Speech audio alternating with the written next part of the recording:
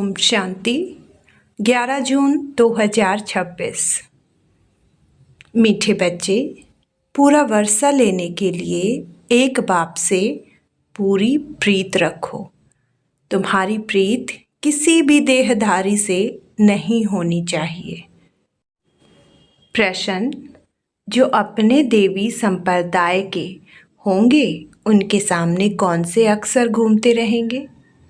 उत्तर: जब तुम उन्हें बताएंगे कि बाप को याद करने से विकर्म विनाश होते हैं और देवी देवता धर्म की स्थापना होती है, तो यह अक्सर उनके सामने घूमते रहेंगे।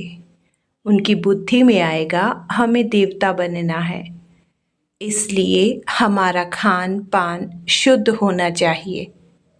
गीत: भोलेनाथ से निराला न कोई। ओम शांति। भोलानाथ के बच्चे सुन रहे हैं। किससे? भोलानाथ से। भोलानाथ शिव को ही कहा जाता है, उनका नाम ही शिव है। भोलानाथ के बच्चे अर्थात शिव के बच्चे। आत्माएं सुन रही है इन कानों से। अभी तुम बच्चे आत्म अभिमानी बने हो। बच्चे टेप पर भी मुरली सुनते हैं तो समझते हैं शिव बाबा हमको अपना परिचय देते हैं। मैं सभी आत्माओं का बाप हूँ, जिसको तुम परम पिता परम आत्मा यानी परमात्मा कहते हो। उनको सदैव फादर ही कहते हैं। कौन कहते हैं कि वह फादर है? आत्मा। आत्मा को अब ज्ञान मिला है और कोई मनुष्य मात्र को यह ज्ञान नहीं है। हम आत्मा को दो बाप हैं, एक साकार एक निराकार। वह परम पिता है, यह समझाने और कोई दे न सके। बाप के सिवाय और कोई यह पूछ न सके। बाप ही पूछते हैं। तुम जो कहते हो परम पिता परमात्मा गॉड फादर, वह तुम किसके लिए कहते हो? क्या लौकिक बाप के लिए व पारलौकिक बाप के लिए? लौकिक फादर को गॉड फादर कहेंगे। हिंदी में अक्षर भी है परम पिता, वह तो एक ही निराकार है। ईश्वर, प्रभु व भगवान कहने से बाप सिद्ध नहीं होता। गॉड फादर अक्षर अच्छा है। आत्मा ने कहा वह हमारा गॉड फादर है। लौकिक फादर तो सिर्फ शरीर का बाप है। तुम सबसे पूछा जाता है तुमको कितने फादर्स हैं? एक है लौकिक, दूसरा है पारलौकिक। दोनों में बड़ा कौन? जरूर कहेंगे पारलौकिक फादर। उनकी महिमा है सब पतितों को पावन बनाने वाला पारलौकिक बाप। यह भी अभी तुम समझते हो, दुनिया में यह कोई भी नहीं समझते। बाप ने समझाया है तुमको पारलौकिक बाप से प्रीत है। औरों की है विनाश काले विपरीत बुद्धि। विनाश का अभी समय है, वही महाभारत की लड़ाई अब लगनी है। एरोप्लेन, टैंक्स आदि एक दो को सप्लाई कर रहे हैं, सबको देते जाते हैं। पैसे से जिसको जो चाहे उनको देते जाते हैं, उधार पर भी लेते हैं।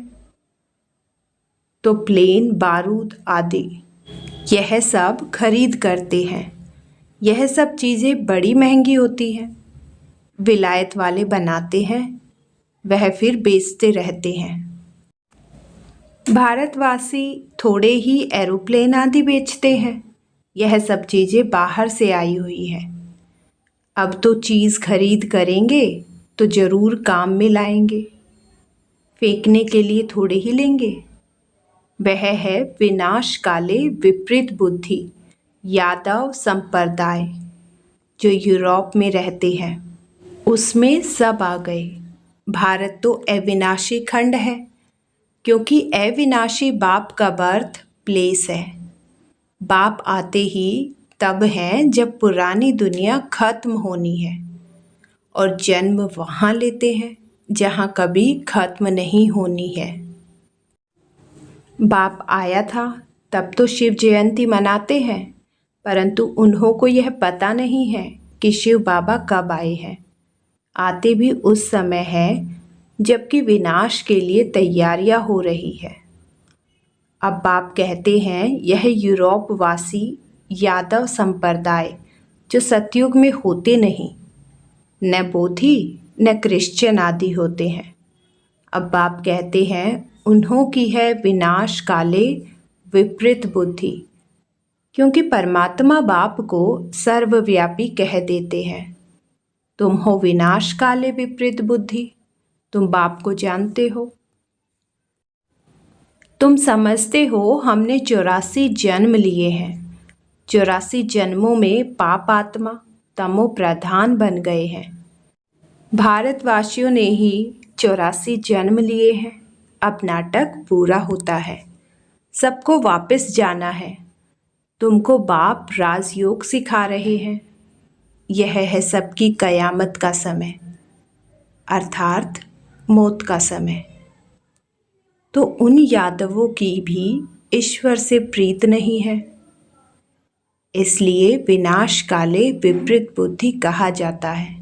कोई भी देहधारी मनुष्य से प्रीत नहीं लगानी है, वह तो है रचना। उनसे वर्षा मिल न सके, भाई को भाई से वर्षा थोड़े ही मिलता है। यह तो अच्छी रीति से समझाया है। तुम बच्चे अभी समझते हो, उनकी है विनाश काले विपरीत बुद्धि और तुम्हारी है प्रीत बुद्धि। इसमें भी जो तीव्र प्रीत वाले हैं बाप से पूरी प्रीत रखते हैं। हम बाप से 21 जन्म स्वर्ग का वर्षा लेते हैं। वह बाबा ही सत्य बताते हैं और कोई से प्रीत नहीं रखनी है। जब नया मकान बनाते हैं तो फिर नए मकान से प्रीत लग जाती है। समझा जाता है पुराना मकान टूट जाना है, तो हम भी पुरानी दुनिया से दिल तोड़ते जाते हैं। बाप समझाते हैं दिन प्रतिदिन वायुमंडल खराब होता जाएगा। देखते हो कितने हंगामे होते हैं, तो समझेंगे कि बस अभी यह खल्लास होते हैं। हमको जाना है नई दुनिया में, तो नई दुनिया को याद करना पड़े। बेहद के बाप और वर्षे को याद करना है, और कोई को याद करने से कुछ मिलेगा नहीं। मनुष्य भक्ति मार्ग में तो कितना याद करते हैं। माँ बाप मित्र संबंधियों को याद करते हुए भी फिर देवी देवताओं को कितना याद करते हैं। पानी में स्नान करते हैं, उनको पतित पावनी कहते हैं। दिखाते हैं तीर मारा और गंगा निकल आई।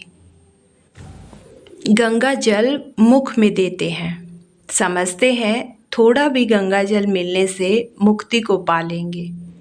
बाप कहते हैं यहाँ है ज्ञान की बातें। तुम थोड़ा भी ज्ञान सुनते हो तो फल मिल जाता है। यह ज्ञान सुनने की बात है, अमृत पीने की चीज़ नहीं है। यह नॉलेज है।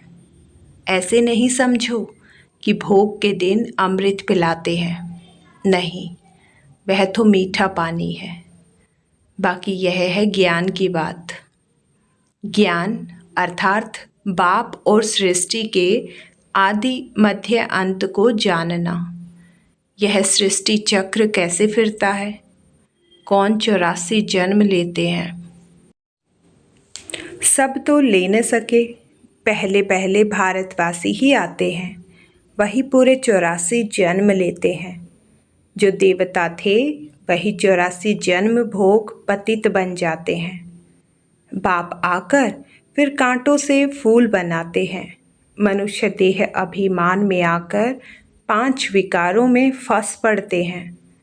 अब है रावण राज्य, सतयुग था दैव्य राज्य। शिव बाबा ही स्वर्ग की पुरी रचते हैं। सूर्यवंशी लक्ष्मी नारायण का राज्य था। अभी तुम जानते हो स्थापना हो रही है। तुम्हारी विनाश काले विपरीत बुद्धि है, इसलिए विजयी है। सारे विश्व पर तुम विजय पाते हो, यह अच्छी रीति याद रखना है। हम भारतवासी जो अभी कलयुग में हैं, सो फिर बदल कर स्वर्ग में जाएंगे। तुम्हारी पुरानी दुनिया को छोड़ना है। यह विकारी संबंध, जिसको बंधन कहा जाता है, तुम विकारी बंधन से निकल निर्विकारी संबंध में जाते हो। फिर दूसरे जन्म में तुम विकारी बंधन में नहीं आएंगे, वहाँ है ही निर्विकारी संबंध। इस समय आसुरी बंधन है। आत्मा कहती है हमारी शिव बाबा से प्रीत है। तुम ब्राह्मणों की प्रीत है, क्योंकि यथार्थ रीति जानते हो। बाप को, सृष्टि चक्र को जान तुम फिर औरों को समझाते हो। जितना जो औरों को समझाएंगे तो बहुतों का कल्याण करेंगे। जो जास्ती समझते हैं वही होशियार है, ऊंच पद भी वही पाते हैं। सर्विस कम करते हैं तो पद भी कम पाएंगे। पतित तो सारी दुनिया है, हर एक को पतित से पावन होने का रास्ता बताना है और कोई उपाय नहीं है। याद से ही विकर्म विनाश होंगे। जो दैव्य संप्रदाय के हैं उनके सामने यह अक्सर गूंजेंगे, समझेंगे यह तो ठीक बात है। बरोबर हम देवी देवता बनते हैं, हमारा भोजन भी शुद्ध चाहिए। दैवी गुण भी यहाँ धारण करने हैं, सर्वगुण संपन्न बनना है। अभी तो बन रहे हो। यह लक्ष्मी नारायण देवताएं हैं, इनको भोग लगाते हैं। तो क्या सिगरेट आदि का भोग लगाते हैं? सिगरेट पीने वाला ऊंच पद पा नहीं सकता। यह कोई दैवी चीज़ नहीं है। सिगरेट पिएंगे व लहसुन प्याज आदि खाएंगे तो और ही गिर जाएंगे। कहते हैं यह छोड़ने से तबीयत खराब हो जाती है। बाप कहते हैं शिव बाबा को याद करो। यह आदतें सब छोड़ दो तो तुम्हारी सद्गति होगी। सिगरेट की आदत तो बहुतों में रहती है, समझाने दी जाती है। देवताओं को कभी भी यह भोग नहीं लगाया जाता है। तो तुमको इन जैसा यहाँ ही बनना है। तुम छीछी चीज़ें खाते रहेंगे तो वह बांस आती रहेगी। सिगरेट व शराब पीने वालों से दूर से ही बांस आती है। तो तुम बच्चों को दैवी गुण धारण करने हैं, वैष्णव बनना है। जैसे विष्णु की संतान है, तुम विष्णु अर्थात दैवी संतान बनते हो। यहाँ हो तुम ईश्वरीय संतान, यह तुम्हारा सर्वोत्तम जन्म है। देवताओं से भी उत्तम तुम हो। तुम औरों को भी उत्तम बनाने वाले हो। यह है बेहद के बाप की मिशनरी। क्रिश्चियन लोगों की मिशनरी होती है ना, अपने क्रिश्चियन धर्म में बहुतों को कन्वर्ट करते हैं। यह है ईश्वरीय मिशनरी। तुम शूद्र से ब्राह्मण धर्म में कन्वर्ट हो, फिर देवता धर्म में कन्वर्ट हो जाते हो। तुम जानते हो हम शूद्र से अब ब्राह्मण बनते हैं। तुम जीते जी मरे हो, फिर जाकर देवता बनेंगे। गर्भ से जन्म मिलेगा। यहाँ तुमको बाप ने धर्म का बच्चा बनाया है, धर्मात्मा बनाने। बाप ने तुमको अपना बनाया है। बच्चों को बाप सिखलाते हैं, ब्राह्मण से फिर देवता बनते हैं। यह मनुष्य कितने ऊंचे हैं, इनमें सब देवी गुण है। जब तुम आत्मा पवित्र बन जाएगी तो फिर शरीर भी पवित्र चाहिए। तुम्हारे शरीर को खत्म होना है, फिर तुमको शरीर नया सतो प्रधान चाहिए। सतयुग में 5 तत्व भी सतो प्रधान बन जाएंगे। बाप कहते हैं तुम शूद्र वर्ण में थे, अब फिर ब्राह्मण वर्ण के बने हो, फिर दैवी वर्ण में आएंगे। 84 जन्म लेंगे ना। ब्राह्मण वर्ण को गुम कर दिया है। अब बाप शूद्र से ब्राह्मण बनाए, फिर देवता बनाते हैं। अब तुम ब्राह्मण हो चोटी, बाजोली होता है ना। अभी ब्राह्मण है, फिर देवता, क्षत्रिय, फिर ब्राह्मण बनेंगे। इसको चक्र कहा जाता है।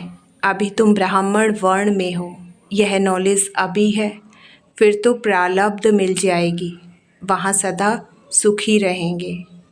21 जन्म नंबर वार इस समय के पुरुषार्थ अनुसार। कोई रज़ाई घराने में, कोई प्रजा में जाएंगे। रज़ाई घराने में सुख बहुत है, फिर कलाएं कम होती हैं। तुमको 84 जन्मों का ज्ञान मिला है, स्मृति आई है। बाप आकर समझाते हैं, मीठे मीठे बच्चों, तुम्हारे अब 84 जन्म पूरे हुए हैं। कोई ने 84 जन्म 80, 50 या 60 जन्म भी लिए हैं। सबसे जास्ती तुम भारतवासी सुख देखते हो। इस ड्रामा में तुम्हारा नाम बाला है, देवताओं से भी तुम ऊंच हो। तुम जानते हो हम सुपूज्य बनते हैं। सतयुग में हम किसी को भी पूजते नहीं, न हमको कोई पूजते हैं। वहाँ हम हैं ही पूज्य, फिर कलाएं कम होती जाती है। हम पूज्य से फिर पुजारी बन माथा टेकते हैं। द्वापर में हम पुजारी बनना शुरू करते हैं। अंत में फिर सभी व्यभिचारी बन जाते हैं। यह शरीर 5 तत्वों का बना हुआ है। उनकी कोई बैठ पूजा करते हैं तो उसको कहा जाता है भूत पूजा। हर एक में 5 भूत है। देह अभिमान का भूत, फिर काम क्रोध का भूत।